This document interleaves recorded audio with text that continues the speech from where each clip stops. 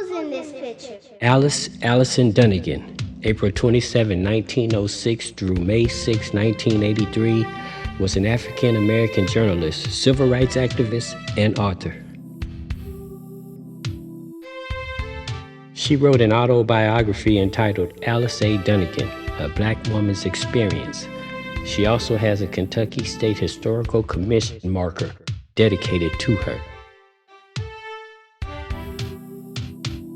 Alice chronicled the decline of Jim Crow during the 1940s and 1950s, which influenced her to become a civil rights activist. She was inducted into the Kentucky Hall of Fame in 1982.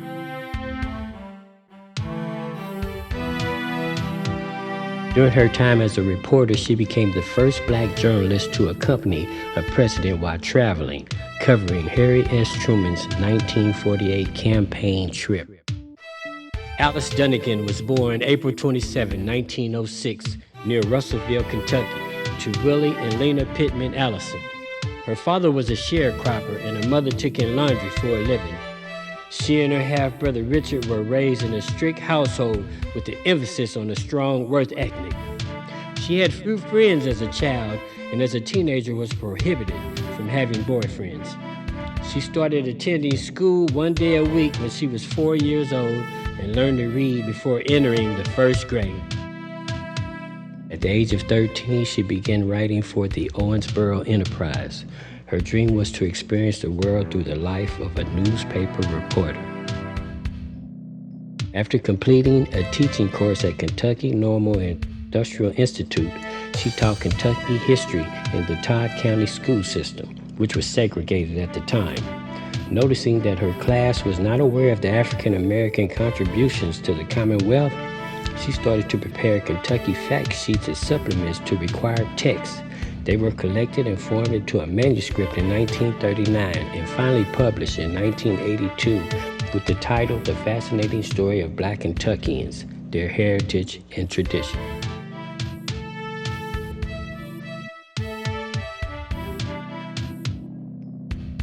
Dunnigan was named Education Consultant to the President's Committee on Equal Employment Opportunity in 1961 and was an Associate Editor with the President's Commission on Youth Opportunity from 1967 to 1970. Dunnigan was the first black female member of the Senate and House of Representatives Press Gallery, 1947, and the first black female White House correspondent in 1948.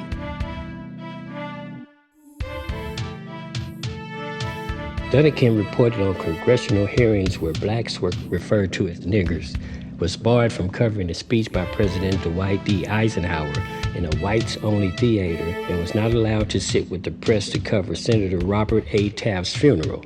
She covered the event from a seat in the servants section. Dunnigan was known for her straight-shooting reporting style. Politicians routinely avoided answering her difficult questions, which often involved race issues. Dunnigan's career in journalism began at the age of 13 when she started writing one-sentence news items for the local Owensboro Enterprise newspaper.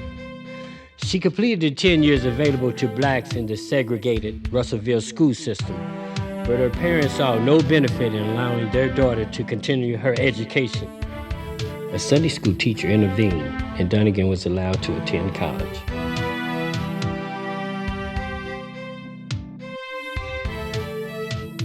By the time she had reached college, Dunnigan had set her sights on becoming a teacher and completed a teaching course at what is now Kentucky State University.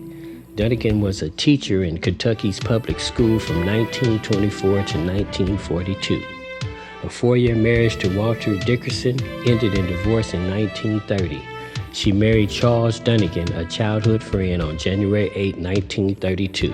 The couple had one child, Robert William, and separated in 1953.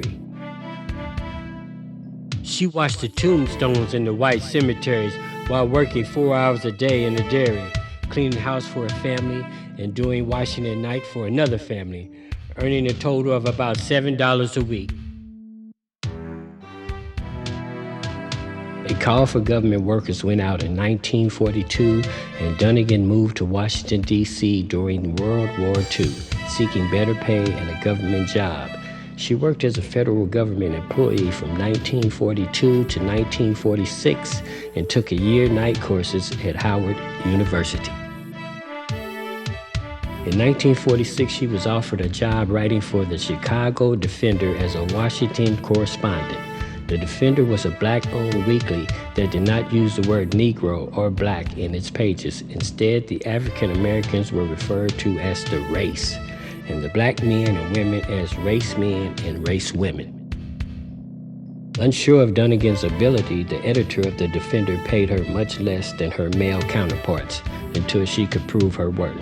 She supplemented her income with other writing jobs. As a writer for the Associated Negro Press News Service, Dunnigan sought press credentials to cover Congress and the Senate. The government declined her request on the grounds that she was writing for a weekly newspaper, and reporters covering the U.S. Capitol were required to write for daily publications. 6 months later, however, she was granted press clearance, becoming the first African-American woman to gain accreditation. In 1947, she was named Bureau Chief of the Associated Negro Press, a position she held for 14 years. In 1948, Dunnigan was one of 3 African Americans and one of 2 women in the press corps that followed President Harry S. Truman's Western campaign, paying her own way to do it. Also that year, she became the first African American female White House correspondent and was the first black woman elected to the Women's National Press Club.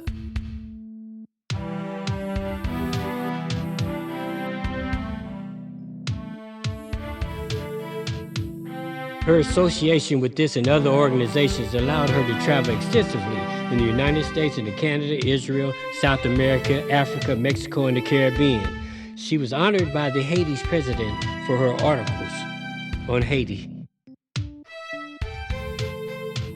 During her years covering the White House, Dunnigan suffered many of the racial indignities of the time, but also earned a reputation as a hard-hitting reporter. She was barred from entering certain establishments to cover President Eisenhower and had to sit with the servants to cover Senator Taft's funeral. When she attended former White House functions, she was mistaken for the wife of a visiting dignitary. No one could imagine a black woman attending such an event on her own.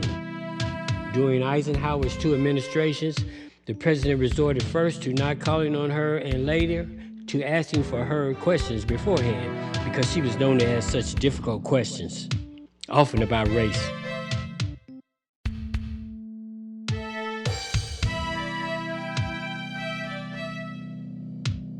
No other member of the press corps was required to submit their questions before a press conference, and Dunnigan refused. When Kennedy took office, he welcomed Dunnigan's tough questions and answered them frankly. In 1960, Dunnigan left her seat in the press galleries to take a position on Lyndon B. Johnson's campaign for the Democratic nomination. John F. Kennedy won the nomination but chose Johnson as his running mate and named Dunnigan education consultant of the President's Committee on Equal Employment Opportunity.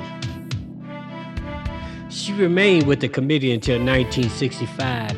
Between 1966 and 1967, she worked as an information specialist for the Department of Labor and then as an editorial assistant for the President's Council of Youth Opportunity. When Richard M. Nixon took over the presidency in 1968, Dunnigan, as well as the rest of the Democratic administration, found themselves on their way out of the White House to make way for Nixon's Republican team. Tricky Dick. After her White House days, Dunnigan returned to writing, this time about herself. Her autobiography, A Black Woman's Experience from Schoolhouse to White House, was published in 1974. As its title indicates, the book is an exploration of Dunnigan's life from her childhood in rural Kentucky to her pioneering work, both covering the White House and inside it. A new edition of her 1974 autobiography was released in February 2015. This version is entitled Alone Atop the Hill, the autobiography of Alice Dunnigan, pioneer of the National Black Press. Despite her extensive work in government and politics, Dunnigan was most proud of her work in journalism and received more than 50 journalism awards. She was inducted into the Black Journalists Hall of Fame in 1985, 2 years after her death.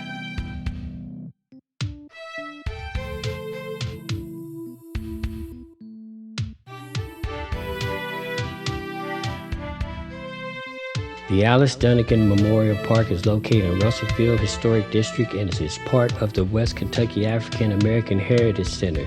The statue was unveiled at the museum on September 21st, 2018. Alice has come home now to Russellville, Kentucky. This was narrated by Deone Montgomery.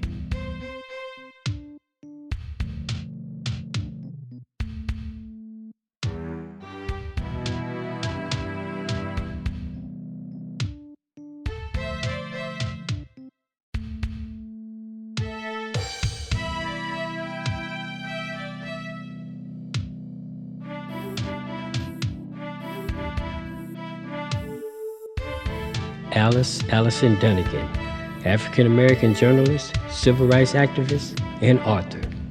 April 27, 1906 to May 6, 1983.